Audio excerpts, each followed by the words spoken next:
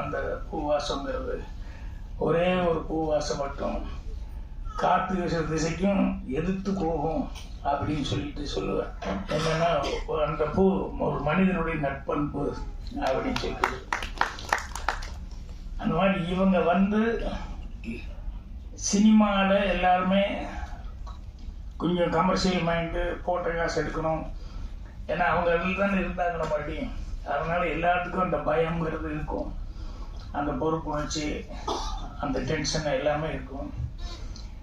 But இவங்க வந்து இதை வந்து ரிஸ்க் எடுத்து பரவாயில்ல, என்கரேஜ் பண்ணணும், இந்த மாதிரி நாட்கள் என்கரேஜ் பண்ண நல்லது அப்படிங்கிற மாதிரி சொல்லி அவங்க வந்து ஆஹா ஃபைண்ட் அப்படிங்கிறது இன்னைக்கு ஆரம்பிச்சது. உண்மையிலேயே ரொம்ப ரொம்ப ராஜ்குமாருக்கு மட்டுமல்ல, சினிமாவை நோக்கி வரக்கூடிய எல்லா இளைஞர்களுக்குமே வந்து அது மிகப்பெரிய ஒரு உதவியாக இருக்கும். அதனால் தமிழ் திரையுலகம் சார்பாகவே நாங்கள் வந்து மனமார்ந்த நன்றியை வந்து தெரிவிச்சுக்கிறேன். தாஜ்னூர் அவருக்கு ஸ்பெஷல் தேங்க்ஸ் சொல்லிக்கணும். என்னென்னா இந்த படத்தை வந்து பார்க்கணுன்னு அவர் தான் எனக்கு ஃபோன் பண்ணி, வர்ற வரைக்கும் எனக்கு தெரியாது, ஆனால் வர்ற வழியில் தான் படத்தினுடைய பேர் என்ன இருக்கிறது நான் அதுக்கப்புறம் தெரிஞ்சுக்கிட்டேன். அவர்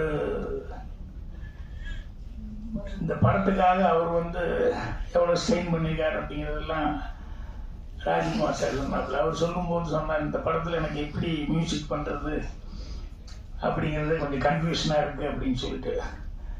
சில நேரங்கள் அப்படி வரும்.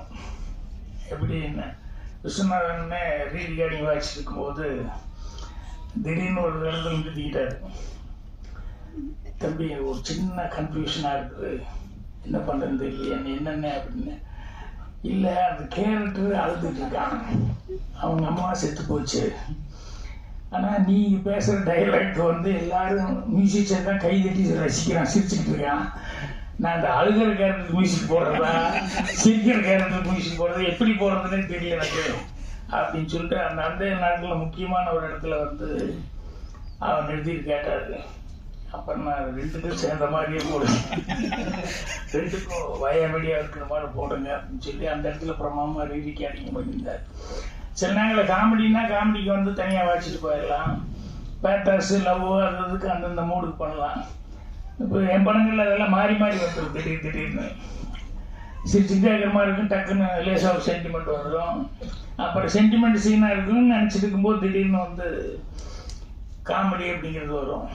ஸோ ராஜ்குமார் வந்து இந்த படத்தில் வந்து பெஸ்ட்டு சமாச்சாரமாக என்ன அப்படின்னா, அவருடைய ரியல் லைஃப்லேயே என்னென்ன பட்டாரோ அதை பூரா சீனா பண்ணிக்கிட்டாரு.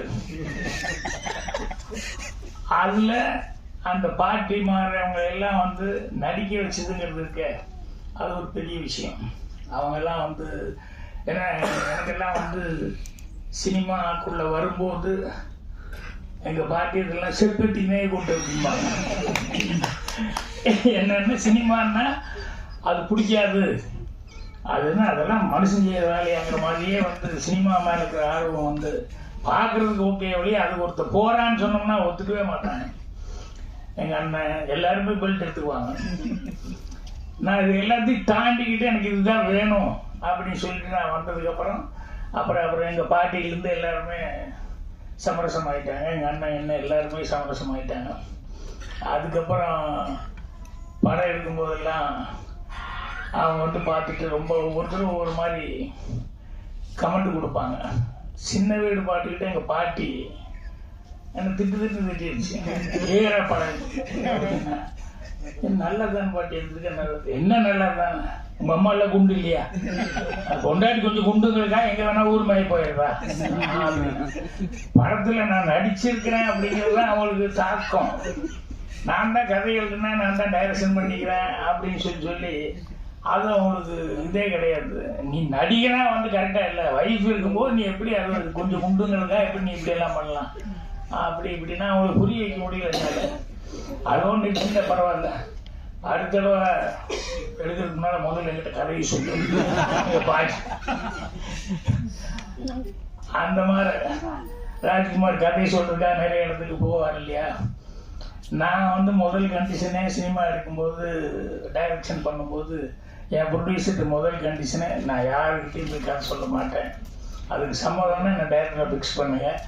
இல்லை ஃபைனான்சியர் வர்றாரு, டிஸ்ட்ரிபியூட்டர் வர்றாரு, இவங்க வர்றாங்க அவங்க வர்றாங்கன்னு சொன்னோம்னா அவங்ககிட்ட தான் கதை சொன்னேன். என் மேலே நம்பிக்கை இருந்தால் என்னை டைரக்டராக போட்டு எடுங்க. ஆனால் யாருக்கிட்டையும் வந்து கதை சொல்ல மாட்டேன். படம் வந்து கடைசியில் பார்க்க சொல்லுவேன், படம் வந்து நம்பிக்கையாக அவங்களுக்கு பார்க்குற அளவுக்கு இருக்கும் அப்படின்னு சொல்லிட்டு